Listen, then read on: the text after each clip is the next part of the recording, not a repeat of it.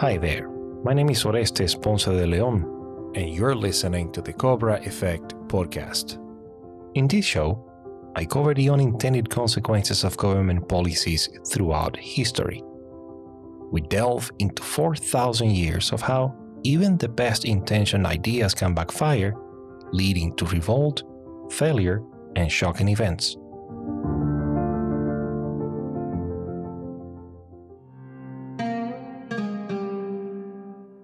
In this episode, we first travel more than 4,000 years to ancient Mesopotamia, mostly modern-day Iraq. I will first describe the slow death of the Sumerian gods, and in the second half of the episode, their revival as an unintended consequence of Iceland's tax system. Yes, cold and windy Iceland. A necessary note. This episode is not about the Anunnaki, as popular as that subject may be. Also, talking about the disappearance of the Sumerian religion is also talking about thousands of years of Mesopotamian history with its peoples, cities, and rising and falling empires. I will do my best to summarize this, and if you have ever been intrigued by the evolution of this region in ancient times, you will certainly enjoy the first part of the episode.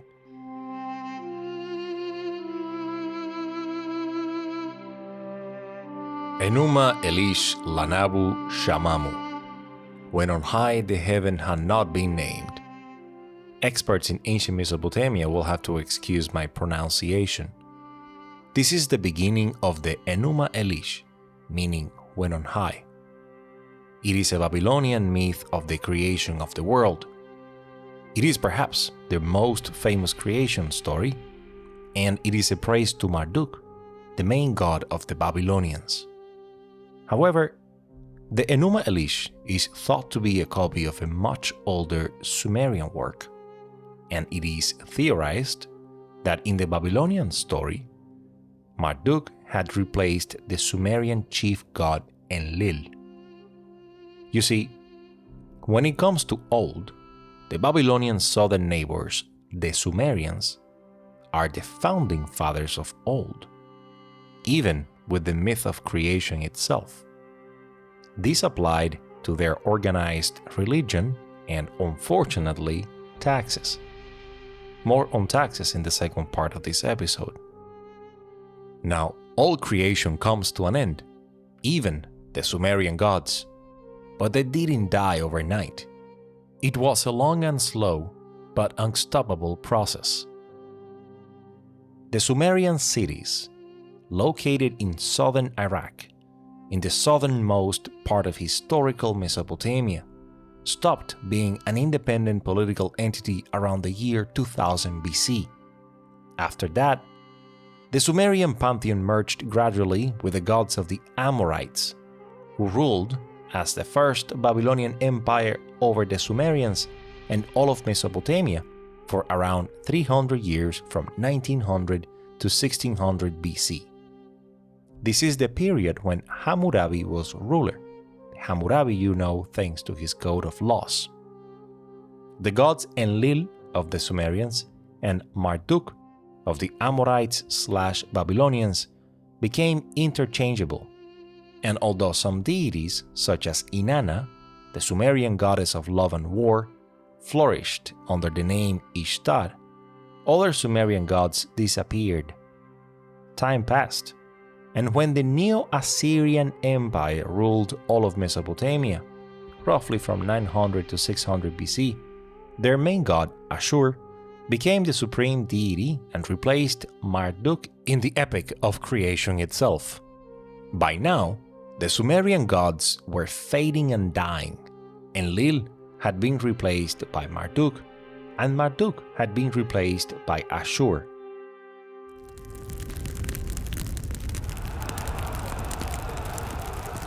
In the year 612 BC, the Assyrian capital, Nineveh, was plundered and burned.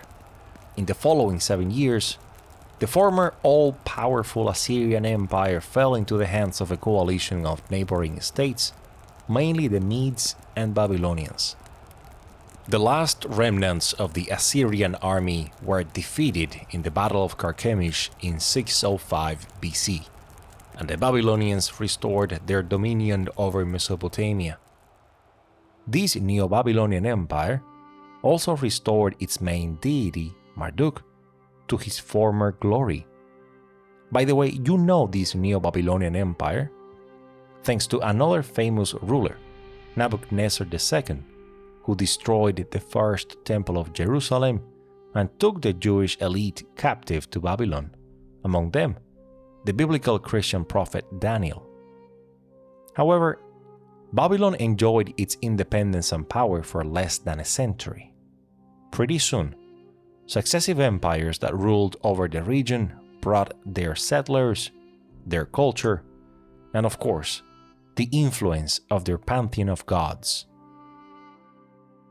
I will summarize the following events in chronological order. Stay with me.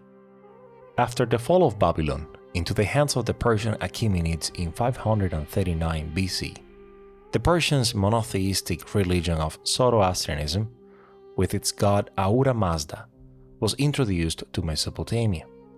Roughly 200 years later, after the Battle of Gaugamela in 331 BC, Alexander the Great conquered Mesopotamia.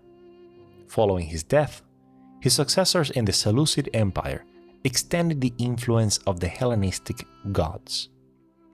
Still during this period, during the Seleucid Empire, in southern Mesopotamia, in some, although not many ancient Sumerian cities such as Uruk, the locals still practiced the cult to the goddess Inanna.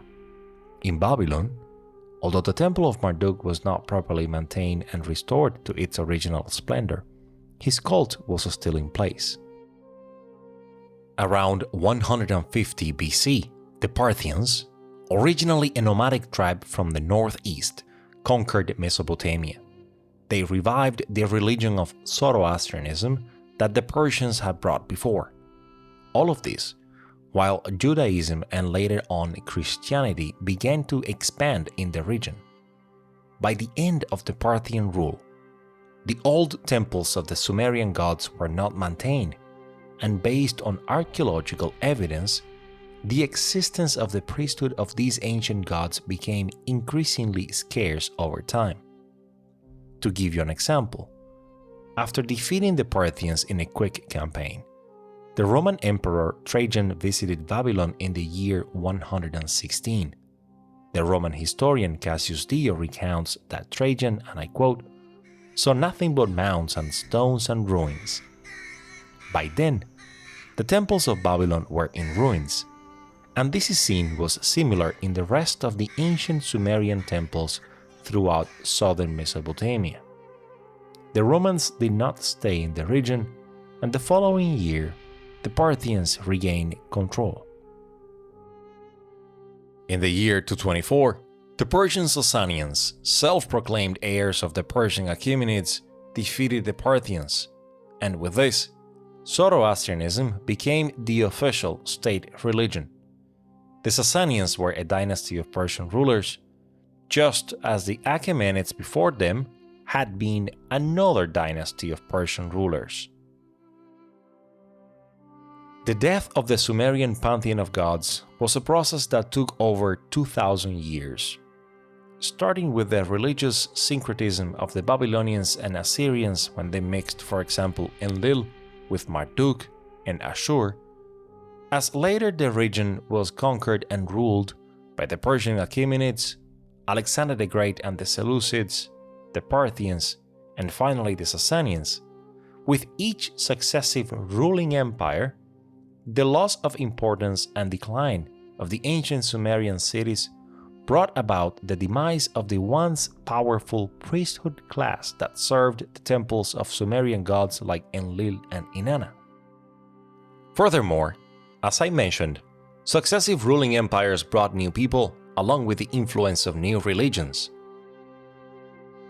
By the time the Arab Muslims conquered Mesopotamia from the Sasanians in the year 638, the Sumerian language and its people had long been forgotten.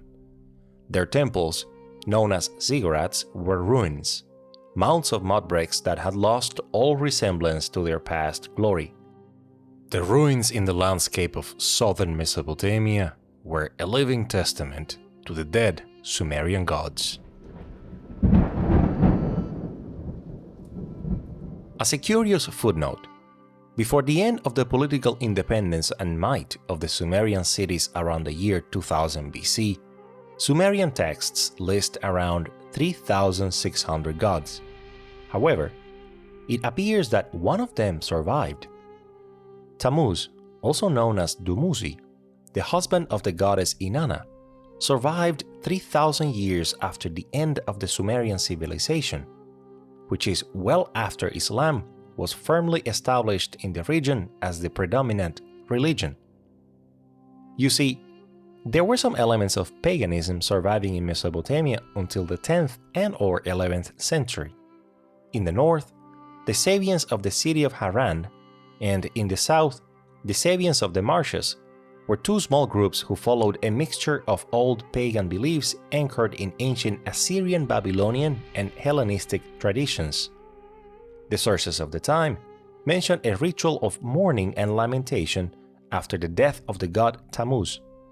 However, these sources indicate that even the last remnants of ancient pagan believers were unaware of the story and origin of this lamentation ritual. They continued doing so because their ancestors had done it. But this is just an interesting footnote. The Sumerians, who gave us the first cities and were among the first to leave us organized religion and taxation, could not have suspected that 4,000 years after their disappearance, and more than 3,000 miles northwest of their palaces and ziggurats, in a cold and icy land named, well, Iceland, taxes were going to be the reason why their gods came back to life.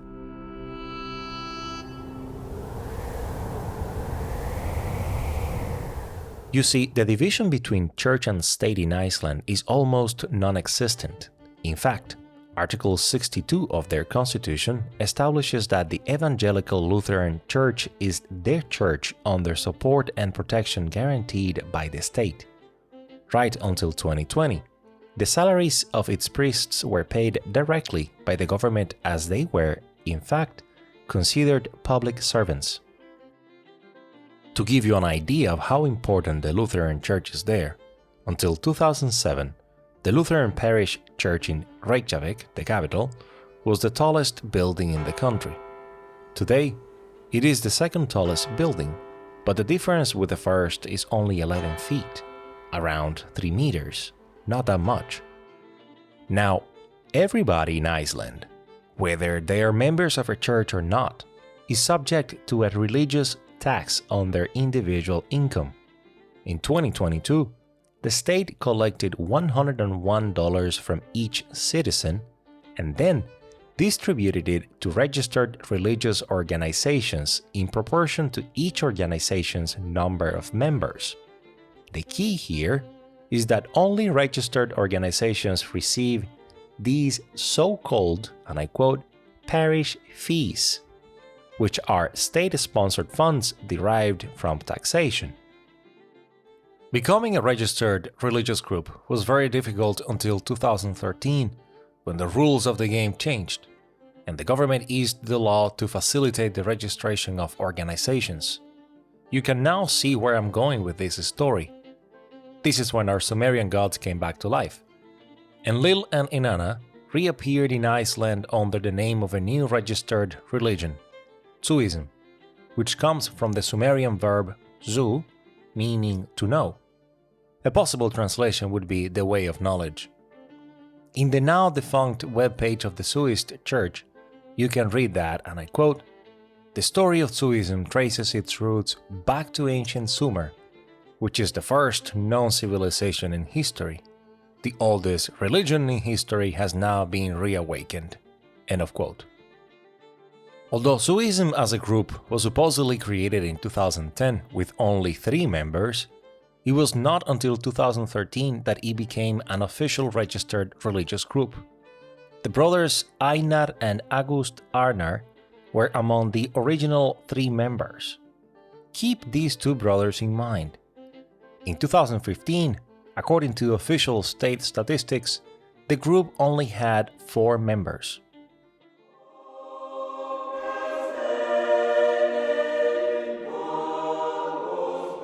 Then, a miracle. In November of the same year, 2015, the Zuist Church announced that its members would collect reimbursement for the parish fees the organization would receive from the state. It was a religious tax reimbursement, and Zuism immediately became a buzz in Iceland, a sort of anti-tax Beatlemania. Just a month after this reimbursement announcement, the British newspaper The Guardian reported that more than 3,100 people, almost 1% of Iceland's population, had registered in the Zuist Church. Imagine if, in a matter of weeks, 1% of the US population, which is 34 million Americans, would rush to register in a church of ancient Sumerian gods. Crazy, huh? The elders, as the senior members called themselves, stated on the Zuist Church website that their ultimate goal was for the state to eliminate the compulsory religious tax for everyone, regardless of their religious affiliation. They wanted the churches to collect the fees themselves without the state's compulsory taxes, giving autonomy to the Icelandic people to decide whether to give money to a particular organization or simply not. They also wanted to push for the abolition of the automatic registration of infants in the religion of their parents, and they wanted to remove the article in the constitution that makes the Lutheran Church the country's state church. At this point, you may be wondering whether Zuism is in fact a religion or a form of anti-tax protest. In terms of practices, it seems that they conducted baptisms and weddings as per a statement in the now-defunct webpage. In another statement from 2018, they said, and I quote, "One of our most popular events is beer and prayer. Then, Zuists meet and drink beer and sing a poem about the beer goddess Ninkasi." End of quote. Funerals and confirmations are also listed as part of their events. As a registered religious organization, they had legal authority to perform these activities. Although it did not happen, they even planned to build a ziggurat, a temple in honor of the chief god Enlil. Finally, unlike the ancient Sumerians did, it doesn't seem that animal sacrifice was a ritual performed in the modern Icelandic Zuist Church. Unfortunately, the webpage of the Zuist Church is no longer active, and its subsections with further information are now lost. Why? According to the local newspaper Vísir, the founding brothers, Einar and August Arnar, were accused of having defrauded the Icelandic state of up to 85 million Icelandic kronas, which is around $615,000. Additionally, less than 5% of the parish fees that the religious organization Zuism received from the state in 2017 were reimbursed to its members as it was promised. The formal charges against the Arnar brothers were money laundering and defrauding the state, while pretending to run a religious organization. In March of 2025, the Supreme Court of Iceland found them guilty of charges. Einar received an 18-month sentence and August a 2-year sentence. Certainly, as a consequence of all this, according to the official government's most up-to-date statistics, as of the moment I record this episode in late 2025, the Zuist Church had 438 registered members in 2024, far fewer than the 3,100 members it had 9 years earlier. After all, less than 5% of them had received the promised tax reimbursement. Religious tax exemptions are a fascinating topic when it comes to unintended consequences. While researching information for this episode, I found another case that I will bring to you soon. For that, we will have to go to Southeast Asia in the 13th century to visit Bagan, the city of temples. Stay tuned. As we saw in this episode, although two suspicious brothers are involved in the story, the unintended consequence of Iceland's religious tax was the revival of a religion long forgotten from far away foreign lands. Perhaps the ancient Sumerian gods Enlil and Inanna were not offered proper ritual this time, but somehow they came to life in the Icelandic Zuist Church. Coming from southern Iraq, I bet they expect to reappear next time in a warmer climate.